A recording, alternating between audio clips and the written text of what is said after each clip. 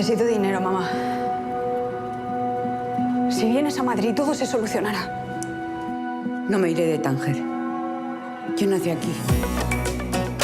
Film après film, elle construit un regard singulier sur l'intime et la société marocaine. Après Adam et le bleu du caftan, elle est de retour avec Rue Malaga, qu'elle qualifie comme son film le plus personnel.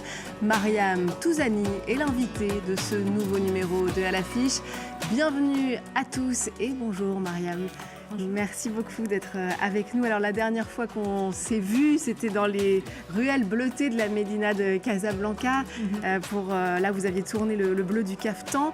C'est vrai que les lieux ont toujours une importance assez particulière dans vos films. Et cette fois-ci, pour Rue Malaga, vous nous emmenez à Tanger, autre ville marocaine. D'abord, peut-être en quelques mots, est-ce que vous pourriez définir cette ville ? Qu'est-ce qui vous plaît à Tanger ? Alors c'est une ville hors norme quelque part, c'est une ville totalement à part, de par son histoire déjà. Et puis, je sais pas, il y a quelque chose de très particulier qui se dégage de cette ville. Je ne saurais pas le définir en fait. C'est quelque chose qu'on ressent et que justement j'ai essayé de transmettre dans ce film. C'est une ville que vous connaissez bien, vous y êtes né, il me semble, à Tanger. Rue Malaga sort le 25 février, c'est votre 3e long métrage et vous dites que c'est sans doute votre film le plus personnel. Racontez-nous en quoi il résonne avec votre propre histoire. C'est mon film le plus personnel parce que je replonge quelque part à travers ce film dans mes souvenirs. Je reviens à Tanger, ma ville natale, pour transformer quelque part ce que je ressens parce que j'écris ce film suite à la perte de ma maman. Et donc, je l'écris dans la douleur quelque part. Et revenir à Tanger et transformer justement ces souvenirs, me réapproprier émotionnellement ces lieux autrement. Voilà. Je crois qu'il y a quelque chose évidemment de très, très, très personnel là-dedans. Et vous revenez sur vos origines espagnoles, puisque ça fait partie de ce projet. Vous vous intéressez à la communauté espagnole de Tanger. Le Maroc et l'Espagne, par l'histoire, ont évidemment des liens très forts. Et vous nous racontez l'histoire de Maria Andrés, je prononce justement à l'espagnol. Elle a 79 ans, elle vit seule à Tanger, où elle profite de sa ville et de son quotidien. Et sa vie bascule lorsque sa fille Clara arrive de Madrid pour vendre l'appartement dans lequel elle a toujours vécu. On regarde la bande-annonce. He venido a por mis muebles. Quiero comprarlos de nuevo. ¿Cuánto pide por todo? El piso sigue en venta. Solo que ella no sabe que me he vuelto a vivir allí. Con esto me basta. No me queda ni un duro. Anticuario lo va a vender todo si no me doy prisa. ¿Dónde vas a ver el partido? En el café de Qassem, seguramente. ¿Y a cuánto sale la cerveza? Los cafés no venden cerveza. ¿Quieres ayudarme a recuperar mis muebles? Vale. Ya fue suficiente. Voilà, Rue Malaga, film le plus personnel de Mariam Touzani, où vous revenez donc sur ses origines espagnoles qui font aussi partie de votre parcours. Vous parlez couramment d'ailleurs cette langue. Et puis ce film est aussi un bel hommage à la vieillesse, au fait de prendre de l'âge. Ce sont des moments qu'on voit finalement assez peu au cinéma. C'est aussi pour ça que vous avez eu envie de vous intéresser à ce moment-là ? Si, absolument. C'est quelque chose qui m'a toujours chagrinée de voir à quel point on mettait de côté la vieillesse, à quel point on l'effaçait, on la cachait, notamment dans le cinéma, qu'on cachait les corps vieillissants aussi, encore plus ceux des femmes. Et du coup, j'avais envie de raconter une autre vieillesse et j'avais envie de sublimer la vieillesse. Moi, je pense que c'est un privilège de vieillir, qu'il y a quelque chose de tellement beau. Moi, je pense que c'est un privilège de vieillir, qu'il y a quelque chose de beau là-dedans et que chaque ride qui vient se creuser sur notre peau est vraiment témoigne de la vie qu'on a vécue. Et donc, j'avais envie de sublimer et de montrer ça. Cette sublimation, elle passe aussi par la grande actrice qui interprète Maria Andrés, Carmen Maura, qui est fantastique dans le film.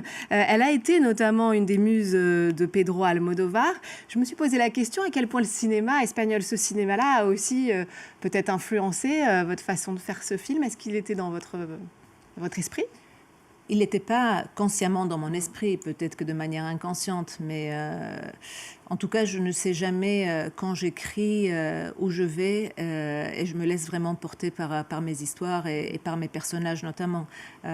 Donc, je ne dirais pas qu'il y ait eu d'influence directe. Par contre, j'ai vraiment grandi et baigné dans la culture espagnole de par ma grand-mère qui était espagnole et qui vivait avec nous à la maison, avec ma mère aussi.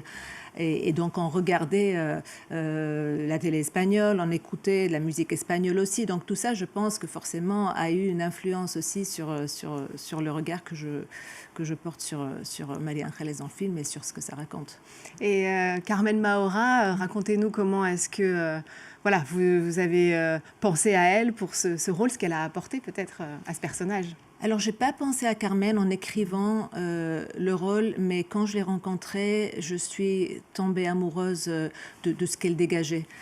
Quand j'ai rencontré Carmen Maura, j'ai senti qu'il y avait naturellement un lien entre elle et le personnage de María Ángeles. Il y avait cette joie de vivre naturelle, ces yeux qui pétillaient. Et puis aussi, surtout, j'ai été touchée par son regard, parce que j'avais l'impression de voir tous les âges qu'elle avait traversés. La petite fille était encore là, présente, espiègle dans son regard, la jeune femme, la dame merveilleuse qu'elle est aujourd'hui.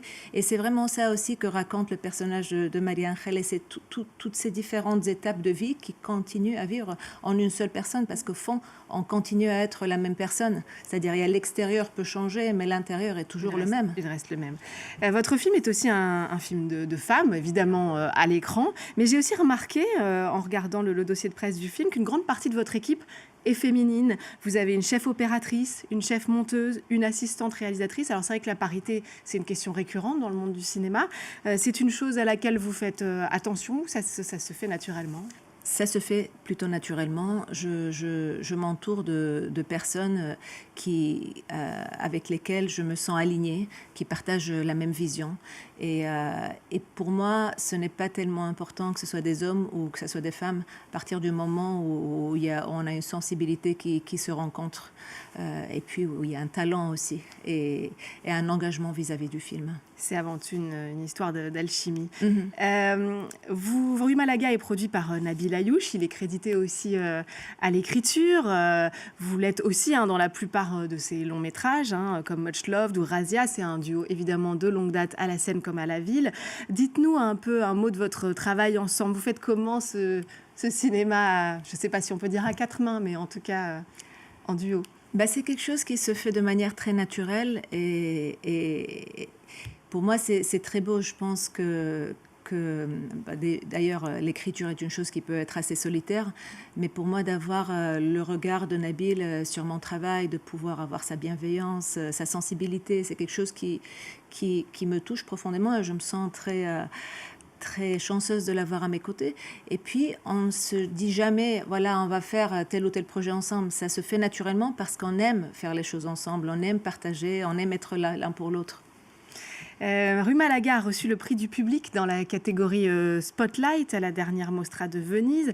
Vous y aviez déclaré « Les politiques peuvent échouer, mais l'art est et restera toujours une maison pour la justice, la liberté, l'humanité ». Ça m'a fait, en lisant ça, réagir un peu à une actualité récente. À la Berlinale, le réalisateur et président du jury, Wim Wenders, a été interrogé sur la situation à Gaza. Il a répondu « Nous devons rester en dehors de la politique » en parlant du monde du cinéma. Au-delà, évidemment, du sujet, qu'est-ce que ça vous inspire pour vous ? Le cinéma doit être politique ou... Pour moi, le cinéma doit être politique et le cinéma se doit de porter une parole et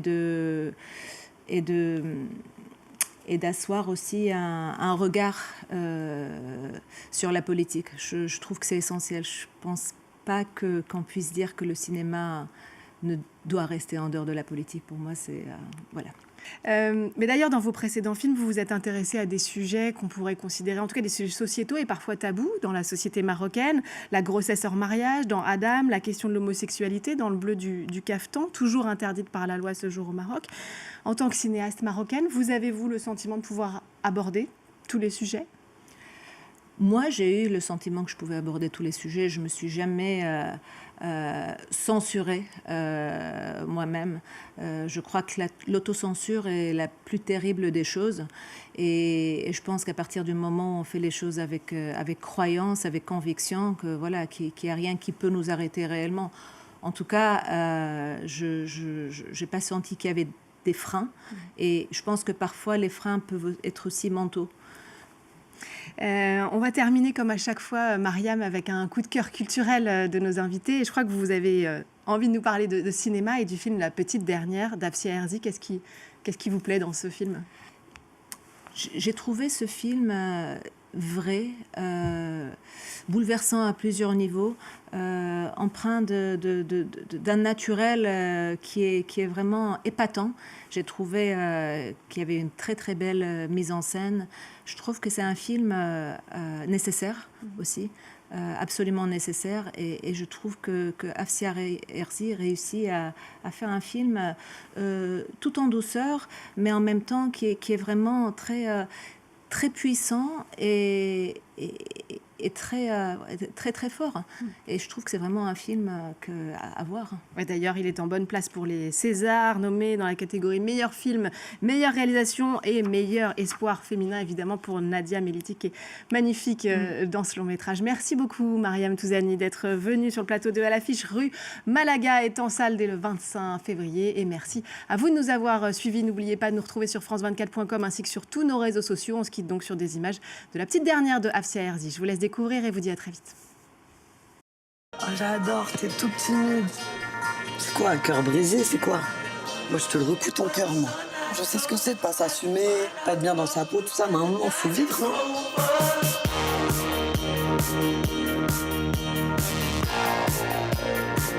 L'émancipation est une question fondamentale. C'est une demande d'être reconnu comme égaux parmi les égaux.